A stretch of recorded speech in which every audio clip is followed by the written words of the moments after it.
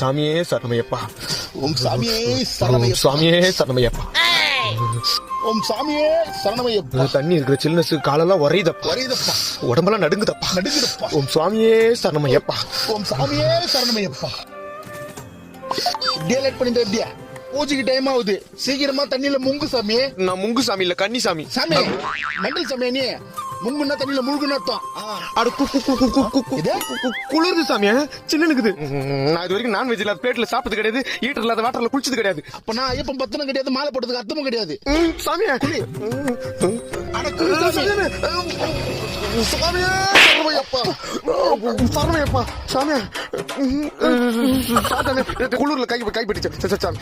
இன்னும் 2 தடவை முங்கணும். முங்கு முங்கு சாமி. ஓம் சாமியே முக்கு வச்சிட்டானே. ஓம் சாமியே சரணமையப்பா.